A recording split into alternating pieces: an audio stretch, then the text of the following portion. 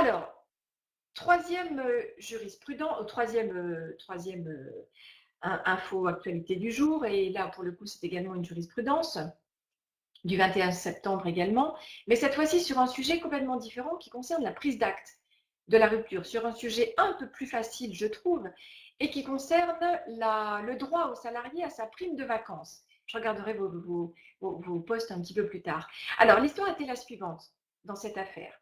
Un salarié avait pris acte de la rupture de son contrat à hauteur de l'employeur, très précisément le 4 avril.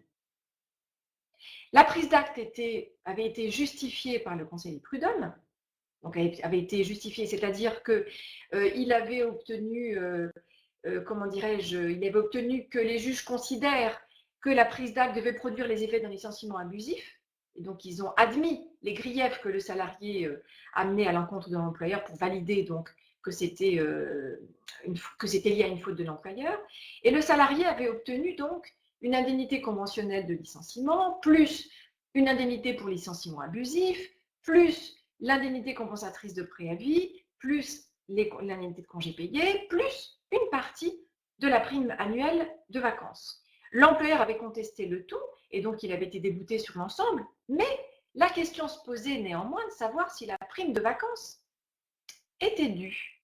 Concrètement, une prime de vacances payable annuellement, c'est la question à laquelle avaient à répondre les juges, une prime de vacances payable annuellement peut-elle donner lieu à un versement proratisé au salarié alors que le salarié a quitté l'entreprise avant la date normale de son paiement dans l'entreprise?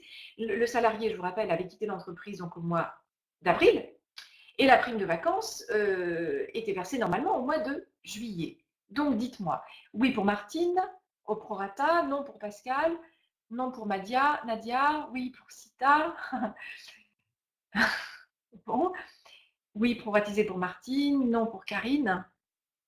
Bon, les réponses sont très partagées là. Alors voyons la réponse des juges. Alors voyons la réponse des juges.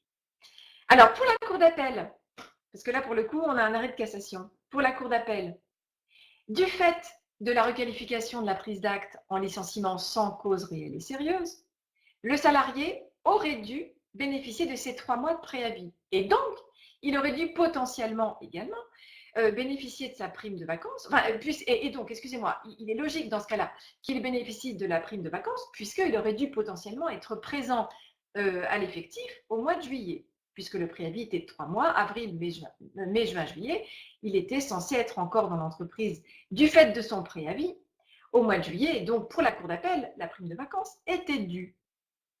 Mais pour le coup, la Cour de cassation n'est pas du tout d'accord avec cette analyse et casse l'arrêt de la Cour d'appel. Tout à fait, jurisprudence étonnante pour Martine. Oui et non. Jurisprudence, alors, pas étonnante, tout d'abord sur le premier point, c'est-à-dire que la prise d'acte, rappelons-le tout de même, la prise d'acte rompt immédiatement le contrat, sans préavis. Attention. Lorsque le salarié quitte l'entreprise et demande effectivement au conseil des prud'hommes de reconnaître que la prise d'acte est due à une faute de l'employeur et donc qu'elle produit les effets d'un licenciement abusif, dans ce cas-là, l'employeur doit une indemnité compensatrice de préavis, certes, si les juges donnent raison au salarié, mais le préavis n'est pas dû. Attention, donc le contrat s'arrête à la date de la prise d'acte de la rupture, c'est-à-dire à la date où le salarié quitte l'entreprise et exerce ce droit donc à demander une reconnaissance donc de la rupture auteur de l'employeur. Donc, la Cour rappelle que dans ce cas-là, il n'y avait pas de préavis. Et la Cour de cassation nous dit que une prime de vacances payable annuellement ne peut donner lieu à un versement pro rata temporis que si cela résulte d'une disposition conventionnelle ou d'un usage. Et en l'absence de disposition ou d'usage allant dans ce sens, la prime de vacances n'était donc pas due au salarié, même pro rata temporis. Voilà. Oui, Martine, voilà, il faut en prendre acte. Bon, c'est une situation pas si courante et il n'y a pas il n'y a pas souvent de jurisprudence là-dessus. C'est pour ça que je vous la cite, c'est quand même intéressant. Mais alors attention aux critères ici, hein. Attention aux critères. On était sur une prime payable annuellement. D'accord ? Maintenant, à l'inverse, si la prime avait dû être payée mensuellement, ou alors si la prime, s'il était précisé qu'elle pouvait être proratisée par la convention collective, ou alors si c'était le cas du fait d'un usage de l'employeur, la réponse aurait été différente, hein, bien sûr, bien sûr. Voilà. La prime ne pourrait-elle pas être versée intégralement? Ah bah, il n'était pas là au mois de juillet, le salarié, hein. Il n'était plus là au mois de juillet. Donc, il ne pouvait pas forcément exiger d'être payé plein pot, hein. De toute façon, là, en l'occurrence,